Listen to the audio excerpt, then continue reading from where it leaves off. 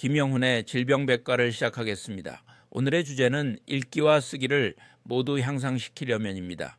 책을 읽어줄까, 글자를 가르칠까에 대하여 말씀드리겠습니다. 좋은 교사 운동이 2015년 전국 영유아 사교육 실태를 조사했습니다. 조사 결과 학부모 대부분이 아이가 3세 84.5%, 4세 80.1%의 한글 공부를 시작한다고 답했습니다. 이유는 당연한 것 같아서 31%, 학교에서 제대로 가르치지 않아서 25%, 다른 아이보다 뒤처질 것 같아서 25%였습니다. 이렇게 서둘러 시작하는 한글 교육은 아이에게 어떤 영향이 있을까요?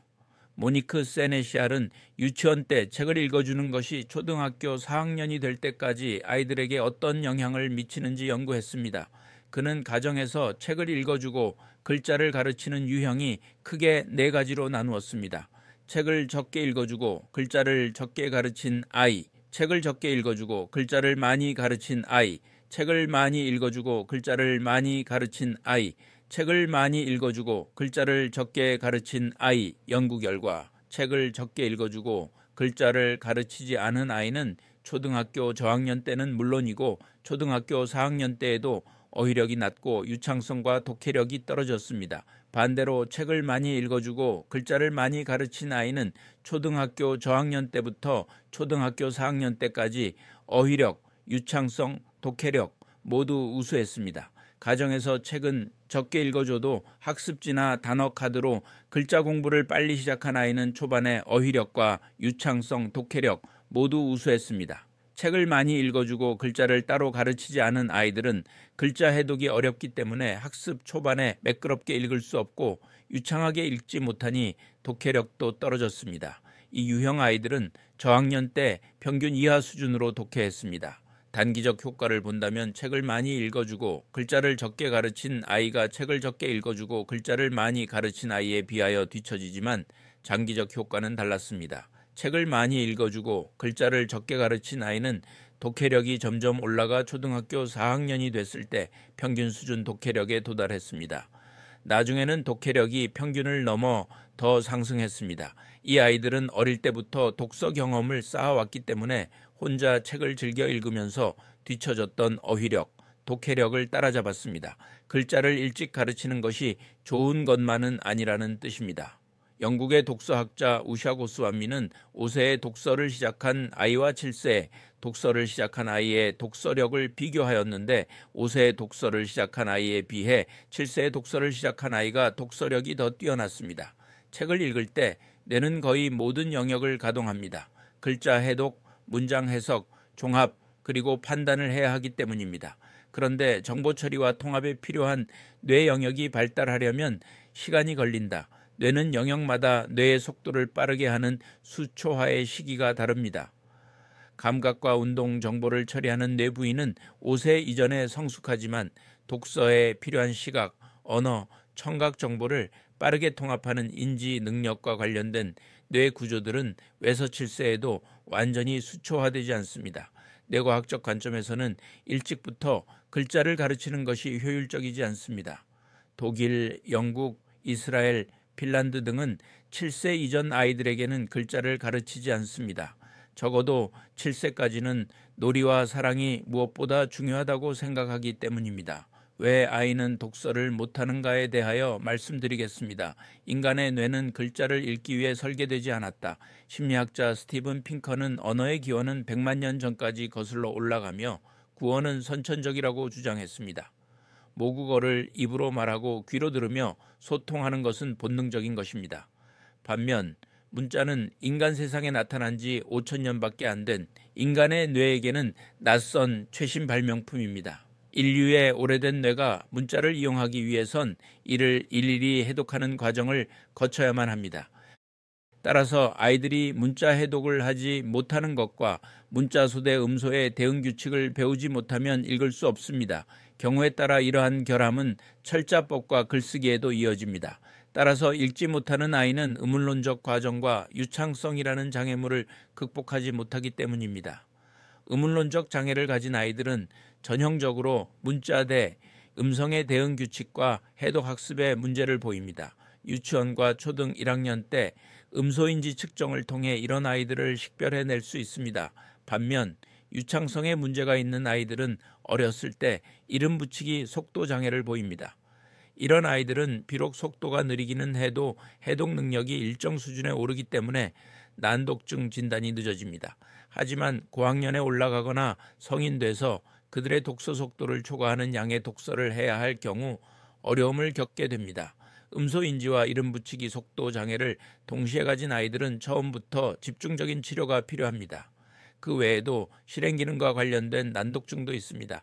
전두엽의 실행기능은 주의 및 기억의 조직과 독해를 모니터링하고 손해의 후방 부위들은 타이밍과 언어 프로세스의 여러 측면 및 운동 연계와 관념화 사이의 연결에 개입합니다. 어떤 아이들은 주의와 기억 같은 실행기능에 주요하게 문제가 있어서 난독증이 나타나고 또 어떤 아이들은 독서와 주의의 동반성 문제가 있는 경우도 있습니다. 타이밍에 관련된 문제를 가진 아이들도 있습니다. 읽기를 피라미드에 비유해보면 피라미드의 최상층은 단어나 문장을 읽는 등의 기본적인 행동을 뒷받침해주는 활동입니다.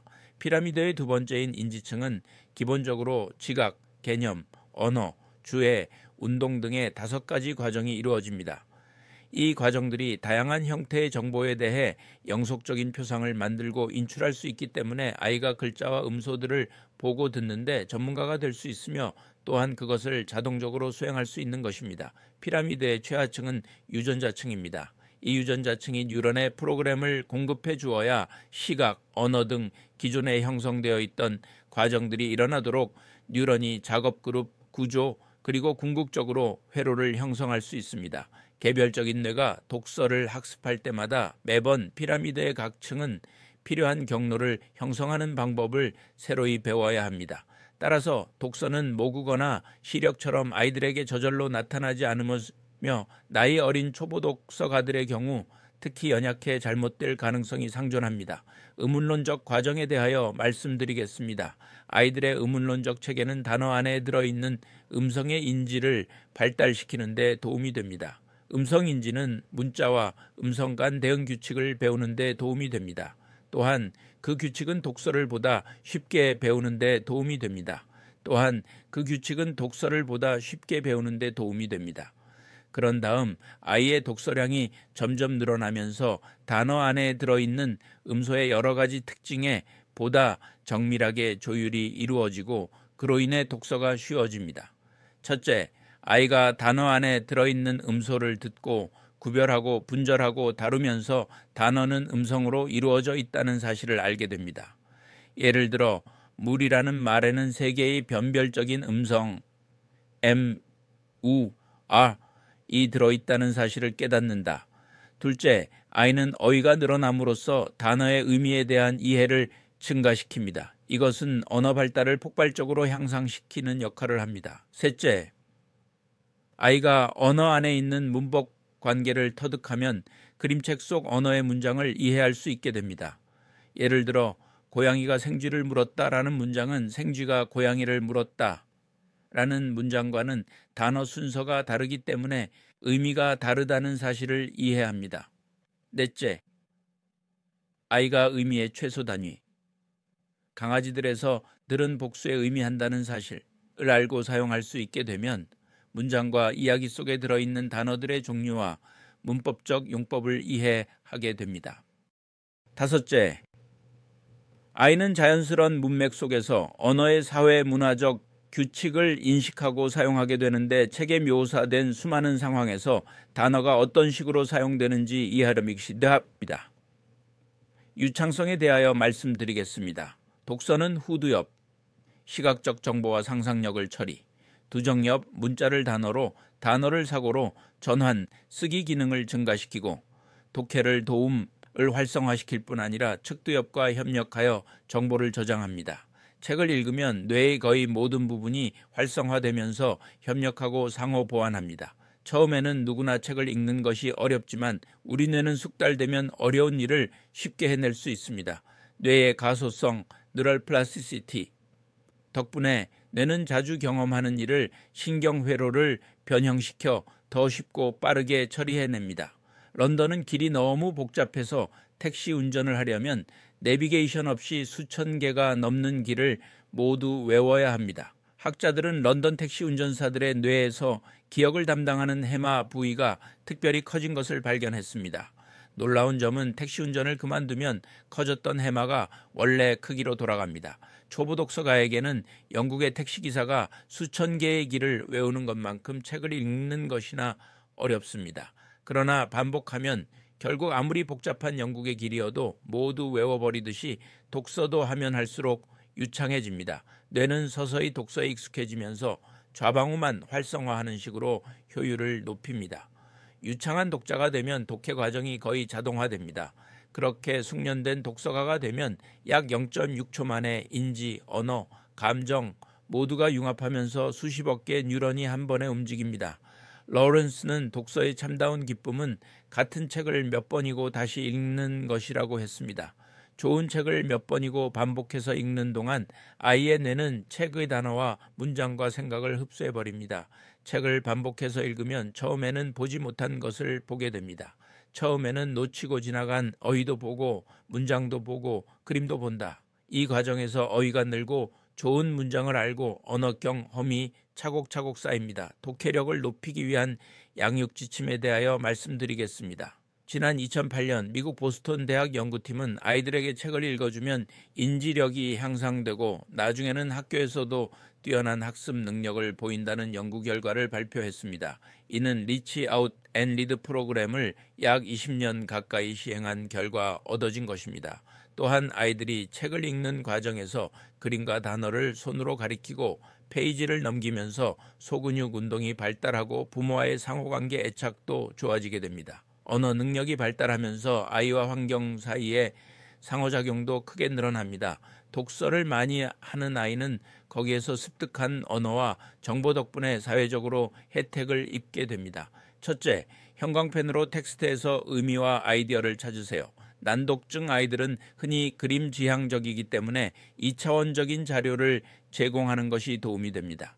중요성을 의미하는 주요 표제, 볼드체 활자 및 기타 프린트 스타일이 들어있는 비소설 텍스트에 한 페이지를 복사하고 아이와 함께 이 표지를 형광펜으로 칠하면서 이들이 무엇을 의미하는지 이야기합니다. 이 활동은 아이가 주요 아이디어를 찾는 데 도움이 됩니다.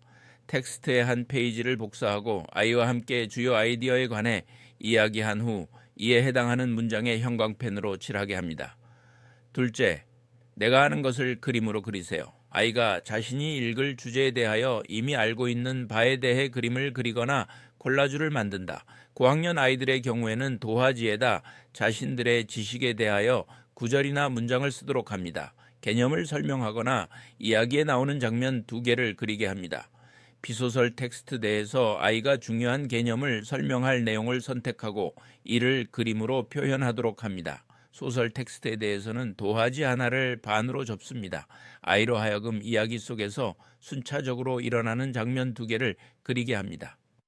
셋째, 교과서를 읽는 경우 챕터 끝에 나오는 질문을 먼저 보세요. 아이들 중에는 질문을 미리 보는 것이 눈속임이라고 생각할 수 있지만 그렇게 하면 오히려 텍스트에 집중하고 생각을 한다는 점에서 좋은 아이디어입니다. 추가적으로 아이들에게 텍스트를 읽은 후에는 주어진 질문보다 자신들의 생각에 더 좋다고 느껴지는 자신들의 질문을 적게 하면 더 효과적입니다. 넷째, 독서에 대한 느낌 기록장을 만드세요. 느낌 기록장은 아이들이 자신의 읽기 과정에 대해 되짚어 보도록 합니다. 나는 벌레에 관해 읽는 것을 좋아한다.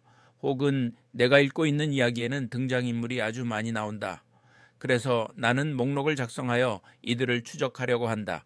등과 내용을 적습니다. 이러한 내용은 간단하고 쉬워야 합니다. 아이가 불편하게 생각하면 포기하는 것이 좋습니다. 다섯째, 아이디어 목록을 작성하고 요약하세요. 아이디어 목록을 예를 들면 새에 관해 읽고 있다면 날아다니는 동물의 목록을 만듭니다.